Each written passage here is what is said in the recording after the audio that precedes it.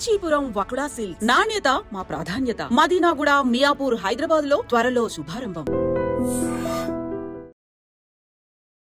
రుద్రుడిగా ప్రభాస్ గారిని సెలెక్ట్ చేయాలన్న ఆలోచన ఫస్ట్ ఎవరిది? ఆయన్ని ఎవరు అడిగారు? ఆయన రెమ్యునరేషన్ కూడా లేకుండా ఈ సినిమాకు ఒప్పుకున్నారంట. ఈ మొత్తం సీక్వెన్స్ గురించి ఒకసారి చెప్తారు. అంటే విష్ణు గారు కొంతమంది హాలీవుడ్ రైటర్స్తో కూడా స్క్రీన్ ప్లే రాయించారు కన్నప్ప సినిమాకి.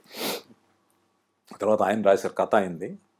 అయిన తర్వాత మొత్తం ట్రీట్మెంట్లో ఒక క్యారెక్టర్ ఉంటుంది సెకండ్ హాఫ్లో వచ్చి ఒక క్లైమాక్స్కి లీడ్ చేసే ఒక క్యారెక్టర్, కథని ఒక డ్రైవ్ చేసే క్యారెక్టర్, ఒక ఇంపార్టెంట్ క్యారెక్టర్. ఆ సీన్ నేరేట్ చేసినప్పుడు విష్ణు గారు ఈ క్యారెక్టర్ ప్రభాస్ చేస్తే బాగుంటుంది, కానీ చేస్తాడో చేయడం అన్న ఉద్దేశంతో ఉన్నారు. శివుడి క్యారెక్టరే అన్న ఉద్దేశం, శివుడి క్యారెక్టర్కి అప్రోచ్ అవుదామన్న ఆలోచనలు ఆయన ఉన్నారు. బయట ప్రపంచం అందరూ కూడా ప్రభాస్ గారు పరమేశ్వరుడిగా చేస్తే బాగుంటుందని అనుకున్నారు, అలాగే రాశారు, అలాగే ఊహించుకున్నారు, ఎదురు చూస్తున్నారు. ఒకసారి ప్రభాస్ గారిని కలిసి విష్ణు గారు నేరేట్ చేసినప్పుడు టోటల్ స్క్రిప్ట్ నేరేట్ విన్నారు ఆయన. విన్న తర్వాత ఆయన అన్నది ఏంటంటే, నేను శివుడి క్యారెక్టర్ కాదు, ఆ క్యారెక్టర్ చేస్తాను, రుద్ర క్యారెక్టర్ చేస్తాను. సో పూర్తిగా ఆయన చాయిస్ అది, ఆయన చాయిస్. అన్న తర్వాత అంటే ఈయన విష్ణు గారి మనసులో ఏది కోరుకున్నారో అదే ప్రభాస్ గారు కూడా అంగీకరించారు. సో అలాగా ఆయన విష్ణు గారి ఆనందానికి అంతు లేదు, ఎందుకంటే ఆ క్యారెక్టర్ ప్రభాస్ గారు చేస్తే చాలా బాగుంటుంది ఆయన ఉద్దేశం. అలాగని శివుడి పాత్ర తక్కువ కాదు, శివుడి పాత్ర బిగినింగ్ నుంచి ఎండ్ వరకు శివుడి పాత్ర ఉంటుంది. బట్ ఈ రుద్ర పాత్ర ఇంపాక్ట్ వేరే. సార్ అలాగే ఇప్పుడు మనకి తెలుగు ఇండస్ట్రీలో చూసుకున్నట్టయితే శివుడి క్యారెక్టర్ వేయాలని చిరంజీవి గారికి చాలా ఇష్టం. మంచు ఫ్యామిలీకి, మెగా ఫ్యామిలీకి ఎన్ని చిన్న చిన్న గిల్లికజ్జాలు ఉన్నా వాళ్ళిద్దరూ ఒకటే. ఫైనల్గా వాళ్ళ రిలేషన్ చాలా అద్భుతంగా ఉంటుంది. చిరంజీవి గారిని అప్రోచ్ అవ్వాలన్న ఆలోచన ఏమన్నా జరిగిందా? నాకు తెలిసి అది జరగలేదు. మీరు అన్నట్టు చిరంజీవి గారు పార్వతీ పరమేశ్వరుని ఎప్పుడో ఒక 80s వచ్చిన సినిమాలో ఫస్ట్ టైం శివుడికి యాక్ట్ చేశారు. తర్వాత ఆపద్ బాంధవుల్లో ఒక సాంగ్లో చేశారు, శ్రీమంజనాల్లో ఫుల్ లెంగ్త్ శివుడి క్యారెక్టర్ చేశారు. ఎందుకంటే ఆయన పూర్తి పేరే శివశంకర్ వరప్రసాద్ కాబట్టి ఆయనకు పరమేశ్వరుడి పాత్ర మీద చాలా మక్కువ ఉండి ఉండొచ్చు. వీళ్ళు మొదటి నుంచి శివుడి పాత్ర ఒక తెలుగు అంటే చిరంజీవి గారు అని వాళ్ళు ఏం అనుకోలేదు, వేరే స్టార్ ఎవరైనా చేస్తే బాగుంటుందో మొదటి నుంచి అనుకున్నారు. చివరికి ఆ పాత్ర అక్షయ్ కుమార్ గారు చేశారు. Super sir. ఇప్పుడు ఒక సీరియస్ క్వశ్చన్, కన్నప్ప సినిమా విపరీతమైన బజ్ క్రియేట్ చేసింది. అవును, రిలీజ్కి ముందే హైప్ వచ్చింది. అయితే ఇక్కడ ఇంకో వర్గం ఉంది సార్, వాళ్ళు ప్రభాస్ హార్డ్ కోర్ ఫ్యాన్స్, డైహెడ్ ఫ్యాన్స్ అంటారు కదా ప్రభాస్ గారు, అలాంటి ఫ్యాన్స్ అనమాట. అంటే ప్రభాస్ కెరీర్ పీక్స్లో ఉంది. ఇలాంటి సమయంలో కన్నప్పలో ఏదో మొహాటానికి మా వాడు ఒప్పుకున్నాడు, సినిమా ఎలా ఉండబోతుందో, ఈ టైంలో అవసరమా, ఇలా కొంత భయపడే ప్రభాస్ ఫ్యాన్స్ ఉన్నారు. వాళ్ళకి మీరు ఎలాంటి ధైర్యం ఇవ్వబోతున్నారు? ఇది ధైర్యం కాదండి, అంటే ఒక నటుడికి రకరకాల భిన్నమైన పాత్రలు చేయాలని కోరుకుంటుంది. ప్రభాస్ గారు ఈరోజు పాన్ ఇండియా స్టార్ దాటే ప్రపంచవ్యాప్తంగా తెలిసిన స్టార్ అయ్యారు. ఎందుకంటే అటు హాలీవుడ్ కావచ్చు, మిడిల్ ఈస్ట్ కంట్రీస్ కావచ్చు, జపాన్ కావచ్చు, వీటన్నిటిలో ఆయనకు విపరీతంగా ఫ్యాన్స్ ఉన్నారు. అయితే ఏంటి అంటే కన్నప్ప సినిమా అనేది ప్రభాస్ గారి ఫ్యామిలీకి ఒక స్పెషల్ ఫిల్మ్. ఎందుకంటే ఆయన పెదనాన్న గారు కృష్ణరాజు గారు భక్త కన్నప్ప అని సినిమా చేశారు, అదొక memorable movie. So Kannappa cinema Prabhas గారితో చేయాలని కృష్ణరాజు గారి కోరిక, అది నెరవేరలా. సో ప్రభాస్ గారు ఆయనకున్న బిజీ షెడ్యూల్స్ కావచ్చు, ఆయనకున్న ప్లానింగ్ కావచ్చు, వస్తున్న ఆఫర్స్ కావచ్చు, కన్నప్ప క్యారెక్టర్ ఆయన చేసే అవకాశం లేదు. బట్ తనకి చాలా ఇష్టమైన మోహన్ బాబు గారు ఇన్ని 100 కోట్లు పెట్టి సినిమా తీస్తున్నారు, విష్ణు గారు ఆ పాత్ర మీద మక్కువతో సినిమా చేస్తున్నారు. మా పెదనాన్న గారి డ్రీమ్ వీళ్ళు చేస్తున్నప్పుడు నేను పార్టిసిపేట్ చేయాలని. ఇప్పుడు ఆయన చెయ్యాలనుకుంటే ఇంకొకటి చెప్తున్నాను, ఆయన ఏ శివుడి పాత్ర చేయొచ్చు, లేక ఇంకో పాత్ర చేయొచ్చు, ఒక క్యామియోలో చేయొచ్చు. కానీ ఆయన రుద్ర పాత్ర ఎందుకు చేశారు, ఆ పాత్రలో ఒక స్ట్రైకింగ్ ఎలిమెంట్ ఉంది, అందుకని ఆ పాత్ర చేయడానికి కూడా ఆయన ఇష్టపడ్డారు. అంటే కమర్షియల్గా మంచి ఎలివేషన్స్ ఉంటాయంటారు. కమర్షియల్గా అంటే భక్తిని మించిన కమర్షియాలిటీ ఇంకోటి లేదు, దేవుడి గురించి మించిన విశ్వాసం కానీ దాని ముందు నడిచే కథను మించింది లేదు. ప్రభాస్ గారి క్యారెక్టర్ ఏంటి అంటే ఈ ప్రజెంట్ జనరేషన్కి ఎన్ని లాజికల్ క్వశ్చన్స్ అడుగుతారో ఆయనే అడుగుతాడు, ఆయనే సమాధానం చెప్తాడు. అసలు ఆయన ఇటు విష్ణు గారితో మాట్లాడే డైలాగ్స్ కావచ్చు, మోహన్ బాబు గారితో మాట్లాడే డైలాగ్స్ కావచ్చు, అవన్నీ ఆడియన్స్ని ఆలోచింపజేస్తాయి, క్లాప్స్ కొట్టేస్తాయి, విజిల్స్ వేయిస్తాయి. సో ప్రభాస్ ఫ్యాన్స్ ఏంటంటే వాళ్ళ హీరో ఫుల్ లెంగ్త్ సినిమా కాకపోయినా ప్రభాస్ గారి పాత్ర చిరకాలం గుర్తుండిపోతుంది. ఒక కన్నప్ప చేసిన విష్ణు గారికి ఎంత పేరు వస్తుందో, ప్రభాస్ గారు పోసిన రుద్ర పాత్ర ఫ్యాన్స్కే కాదు మామూలు ప్రేక్షకులు కూడా చిరకాలం గుర్తుండిపోయే పాత్ర. సార్ మీరు జర్నలిస్ట్గా చిత్రజ్యోతి సంథింగ్ కొన్ని ఆంధ్రజ్యోతి జ్యోతిచిత్ర ఫిల్మ్ మ్యాగజైన్ చేశారు, కొన్నిట్లో చేశారు, అలాగే పుస్తక రచయితగా కూడా చేశారు, సీరియల్స్గా చేశారు. అక్కడి నుంచి మీ సినీ ప్రస్థానం ఎలా మొదలైంది? ఆ ఫస్ట్ సినిమా ఏది? ఆ పాత్ ఎలా కుదిరింది?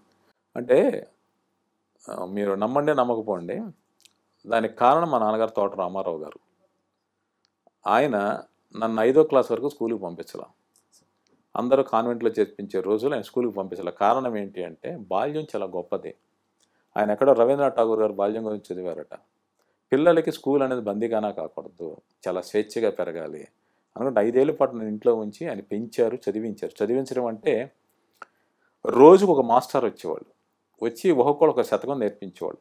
ఒకళ్ళు భాస్కర్ శతకం, ఇంకోళ్ళు చింతామణి శతకం. అలాగే ఆయన ఏంటంటే తెలుగు చూడడం అనిపించి నా కోసం వచ్చిన చిల్డ్రన్స్ మ్యాగజైన్స్ కాదు, మామూలు రకరకాల కథల పుస్తకాలు కొనేవాళ్ళు. బీజం అక్కడ పడింది అయితే. డిటెక్టివ్ బుక్స్ నేను చాలా చిన్నప్పుడు చదివాను. ఆయన మంత్లీ బుక్ స్టాల్కి వెళ్ళి రెంట్స్ కట్టేవాళ్ళు. నేను వెళ్ళి నాకు కావాల్సిన పుస్తకాలు చదువుకోవడమే. పిల్లల జానపద నవల్లో కావచ్చు, మధుబాబు గారి షాడన్ నవల్లో కావచ్చు, అవన్నీ చదువుతుండేవాడు. ఆయన తప్పట్టేవాళ్ళు కాదు. అలాగే మా ఇంట్లో ఒక వ్యాసపీఠం ఉండేది.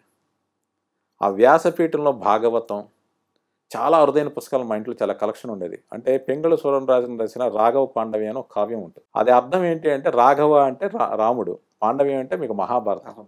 ఒకే పద్యంలో అటు రామాయణం కథ చెప్తుంటారు, మహాభారతం చెప్తుంటారు. ఒక మాటని విరిస్తే అది రామాయణం కథ, ఇంకో మాట ఇంకోలా మనం బ్రేక్ చేస్తే అది భారతం అవుతుంది. అలాగని కథ ఆర్డర్ మారదు. రామాయణం బిగినింగ్ నుంచి రావణ సంహారం ఎలా సాగుతుందో, మహాభారతం వాళ్ళ బిగినింగ్ నుంచి కురుక్షేత్రం ఎలా సాగుతుందో అదే సాగుతూ ఉంటుంది. అక్షరం కూడా మారదు. ఇది చాలా గొప్ప కావ్యం. భాగవతం చదివించి అర్థాలు నాకు తెలిసేవి కాదు. మా నాన్నగారి అర్థాలు ఇవి తెలుసుకో అని అలా చెప్పించేవాళ్ళు. ఆయన తెలుగు, ఇంగ్లీష్లో పోయిటరీ రాసేవాళ్ళు. చండీదేవి మీద చండీ శతకం అని ఆయన రాశారు. అలా మా నాన్నగారు చిన్నప్పటి రాయడం వల్ల నేను 5వ క్లాస్లో నా మొదటి కథ రాశాను. మళ్ళీ మామూలే, నేను ఏం రాశానో నాకు గుర్తులేదు, కథ పేరు నాకు గుర్తుంది. యువ మ్యాగజైన్ పంపించాను, పబ్లిష్ కాల. 6వ క్లాస్లో ఏం చేశానంటే నా టెక్స్ట్ బుక్లో ఒక ఇంగ్లీష్ కథ ఏదో ఉంటుంది, ఒక కుందేలు నక్కాయలు ఏదో, ఆ కథ కాపీ కొట్టి తెలుగులో రాసి పంపించేసాను బాలమిత్ర. సో స్టోరీ పబ్లిష్ కాల. నాకు అప్పుడు ఎలా రాయాలో తెలియదు. సో పువ్వు పట్టుగానే చిన్నప్పటి నుంచి కాపీ కూడా నాకు అలవాటు అయిపోయింది. సో అలా అలవాటు అయిపోయిన తర్వాత నాది 10th క్లాస్లో కథ రాశాను. నాకు కథ ఎలా రాయాలో తెలియదు. అప్పటికే కథ నేనే రాసి నేనే బొమ్మలేసి పంపించేసాను. ఇంకోటి వేస్తాడన్న విషయం కూడా తెలియదు. అది మామూలుగా రిజెక్ట్ అయింది. ఇంటర్ సెకండ్ ఇయర్ వచ్చే కొంచెం జ్ఞానం పెరిగింది. అదే కథ 10th క్లాస్లో ఏదైతే కథ రిజెక్ట్ అయిందో అదే కథ మళ్ళీ రాశాను. రాసి ఆంధ్రజ్యోతికి పంపిస్తే 5 రూపాయలని పబ్లిష్ అయింది. సో 1983 నవంబర్లో నా మొదటి కథ శ్రామికుడు స్వర్గం అని బాలజ్యోతిలో పబ్లిష్ అయింది. అక్కడి నుంచి నాగల. అప్పుడు నా విపంచాను నాకు పెన్నాం. దాదాపు ఒక 500-600 కథలు రాశా, 3 నవలు రాశా. నేను ఇంటర్మీడియట్ డిగ్రీ ఫైనల్ ఇయర్ వరకు నాది చాలా మ్యాగజైన్స్లో నా కథలు వచ్చాయి. కిల్లి కొట్టు ముందు ఒక 10 పుస్తకాలు వేలాడుతుంటే అందులో 7-8 మ్యాగజైన్స్లో నా కథలు ఉండేవి. అలా ఉండేది. ఉండగా డిగ్రీ ఫైనల్ ఇయర్లో ఉన్నాను. ఎగ్జామ్స్ రాసా, రిజల్ట్స్ రాలా. మెడ్రాస్ నుంచి విజయబాబు గారి దగ్గర నుంచి ఫోన్, ఒకసారి ఏదైనా కథ పంపించు అని. నవల పంపించు. నా కథలు రెగ్యులర్గా ప్రతి నెల విజయమంత్రిలో వచ్చేవి. అప్పుడు జయ్య అని మన బిఏ రాజు గారి వైఫ్, ఆవిడ విజయ్ మ్యాగజైన్లో పనిచేసేవాడు. నాకు బెళ్ళ కావాలని సినిమా కోఆర్డినేటర్గా పనిచేసేవాడు. ఒకరోజు బాపినేడు గారు మ్యాగజైన్ చూస్తే ఎవడే విపంచి ప్రతి నెల కథ ఎందుకు వేస్తున్నారు ఇతని కథ అంటే, లేదు సార్ ఇతని కథలు చాలా బాగుంటాయని ఆవిడ జయ్య గారు చెప్పారట. అయితే పని చేయమని ఒక నవల రాసి పంపించమని అన్నారు. సరే నవల రాసి పంపించమన్నకి ఏం నవల రాయాలి నాకు. ఆయన ఉద్దేశం ఏంటంటే చిరంజీవి గారి కింద పనికొచ్చే నవల రాస్తానేమో నేను ఉద్దేశం. ఇప్పుడు మగమహారాజు ఉంది, ఆకెళ్ళ గారు రాసిన ఒక వ్యవస్థ అనేది, అలాగే ఇంకొకటి రైటరు నాకు పేరు గుర్తులేదు, ఆవిడ లేడీ రైటర్ మగ పేరుతో రాసింది. ఆ 2 కలిపి మగమహారాజు సినిమా తీశారు. అలాగే నేను రాస్తాను, నాకు ఆ విషయం తెలియదు. నేను ఒక రాత్రి కూర్చుని అంటే ఒక 8-9 టైంలో రాత్రి 8-9 గంటలకి స్టార్ట్ చేశాను. నా ఫ్రెండ్ డి సోమసుందర్ అని ఒక సీనియర్ మోస్ట్ జర్నలిస్ట్ కూర్చుని తెల్లవారుజాము 6 గంటలకు ఒక నవల రాశాను, స్వర్గానికి ఎగిరిపోను. అది పంపించాను. పంపించినంత మెడ్రాస్ రమ్మన్నారు. చెప్పారు, వెళ్ళిన తర్వాత చెప్పారు ఇది సినిమాకు పనికొచ్చేది కాదు, సరే ఉండని చెప్పి ఆయన ఆఫీస్లో అకామిడేషన్ ఇచ్చారు. ఇచ్చి ఆయనతో పాటు అప్పుడు కృష్ణరాజు గారి సినిమా జరుగుతుంది మా ఇంటి మహారాజాతో, షూటింగ్లు తీసుకెళ్ళేవాళ్ళు. తెలుగు సినిమా ప్రీవ్యూలకి స్వయం కృషి, కులాల కురుక్షేత్రం అనుకుంటా, ఇలాంటి సినిమాలు అంటే ఆయనతో పాటు వెళ్తుండేవాడిని. ఆయన నా బచ్చాగా 20 ఏళ్ళ కుర్రాడిని. ఆయనతో పాటు డైనింగ్ టేబుల్ కూర్చొని బ్రేక్ఫాస్ట్ చేయించేవాళ్ళు. ఆ దశలో ఖైదీ నెంబర్ 706 సినిమా ఆయన స్టార్ట్ చేశారు. స్టార్ట్ చేసినప్పుడు దాంట్లో ఏంటంటే నేను ఒక లెర్నర్ నుండి అప్రెంటిస్ అనండి ఆ ప్రాజెక్ట్లోకి నేను ఎంటర్ అయ్యాను. సత్యమూర్తి గారు రైటర్. సో కాశీ విశ్వనాథ్ గారు ఇంకో రైటర్ ఉండేవాళ్ళు. ఈయన సత్యమూర్తి గారు పొద్దున వస్తే కాశీ విశ్వనాథ్ రాత్రి వచ్చేవాళ్ళు. ఒకళ్ళు వస్తున్నట్టు ఇంకోటి తెలిసేది కాదు. ఒకసారి సత్యమూర్తి గారు పిలిచి నన్ను తిడతా ఉండాలి, ఎవరు వస్తున్నారు, ఏంటి వర్క్ చేస్తున్నారు ఇదని. అంటే డిఫరెంట్ వర్షన్స్ కోసం వేరే వెర్షన్స్. నాకు 20 ఏళ్ళ వయసులో 20-21 ఏళ్ళ వయసు. ఏంటి ఒక రైటర్ రాసి ఇంకో రైటర్ రాసే తప్పేంటి, ఇద్దరు ముగ్గురు కలిసి రాయొచ్చు కదా, ఎందుకు ఇలా ఫీల్ అవుతుంటారు అనేసి ఆ వాతావరణం నాకు కొంచెం ఇబ్బందికరంగా అనిపిస్తుండేది. సినిమా వాతావరణం నాకు నచ్చక ఈలోగా ఏంటంటే జ్యోతిచిత్ర అనే ఫిల్మ్ మ్యాగ్తో నాకు ఆఫర్ వచ్చింది. కరెక్ట్గా గువ్వా గోరింక సాంగ్ కంపోజింగ్ అప్పుడు నేను ఉన్నా. రాజ్కోటి గారు కంపోజ్ చేస్తుంటే బాపిరెడ్డి గారు ఇంట్లోనే చేశారు, భువన్ చంద్ర గారు రాశారు. నేను రూమ్ బయట వెయిటింగ్, ఆ లోపల ఆ రూమ్లో నేను బయట కూర్చున్నాను. సో ఆ సాంగ్ బయటకు వచ్చిన తర్వాత దాని లిరిక్ అది చూశాను. ఆ సాంగ్ రికార్డింగ్ జరిగిన రోజు నేను బాపిరెడ్డి గారు నేను జాబ్ మానేస్తాను చెప్పాను. ఎందుకు అన్నారు. లేదు సార్ మా ఊరు వెళ్ళిపోతాను, నా బెంగగా ఉన్నాను. సరే వెళ్ళిపోనే నేను పంపించారు. నాకు రావాల్సిన డబ్బులు ఇచ్చి పంపించారు. సో నేను మెడ్రాస్ నుంచి విజయవాడ జ్యోతిచిత్రలో చేరా. సో జ్యోతిచిత్రలో 13 years పనిచేశాను. 1987 నవంబర్ నుంచి 2000 వరకు చేశాను. ఇక్కడ ఇంకొక విశేషం ఏంటంటే ఖైదీ నెంబర్ 76లో ఏ సాంగ్ అయితే లోపల కంపోజ్ అనే బయట వెయిట్ చేశానో, సాంగ్ కంపోజింగ్ ఎలా చేస్తారు, వాళ్ళు ఏం ట్యూన్ ఇస్తారు, ఈయన ఏం రాస్తారు, ఎలా వస్తుందనే బయట ఈగర్గా వెయిట్ చేసిన ఆ పాట నేను అనుకోకుండా రచయితగా పనిచేసిన సుబ్రహ్మణ్యం ఫర్ సేల్ సినిమాలో ఆ సాంగ్ రీమిక్స్ చేశారు. సో అదొక ఇంకొక బ్యూటిఫుల్ మూమెంట్. అంటే లైఫ్లో ఒక్కొక్కటి రౌండ్ అప్ అవుతూ ఉంటాయి. మీకు ఇందాక చెప్పినట్టు కాళహస్తి దర్శనం ఎలాగో ఈ గువ్వా గోరింక సాంగ్ కూడా అంతే. సో అయినప్పుడు నేను జ్యోతిచిత్రలో ఉండగా 92 విజయవాడ లాఠీ సినిమా షూటింగ్ జరుగుతుంది. గుణశేఖర్ గారు అక్కడే చేశారు. ఆయన మొదటి మూవీ. నేను ప్రెస్ మీట్లు ఏం అడిగామంటే ప్రొడ్యూసర్ని ఇతను ఎందుకు పెట్టుకున్నారు డైరెక్టర్ని, ఆల్రెడీ హీరో రాజశేఖర్ గారు సినిమా పెట్టి మధ్యలో తీసేశారు కదా, అతను పెట్టి ఎందుకు తీస్తున్నారు అని. గుణశేఖర్ గారు మొదట షాక్ అయ్యారు, ఏంటి ఎలా అడుగుతున్నాడు క్వశ్చన్స్ అని. దాని మీద నాకు ఒక ఇంట్రెస్ట్ క్రియేట్ అయింది.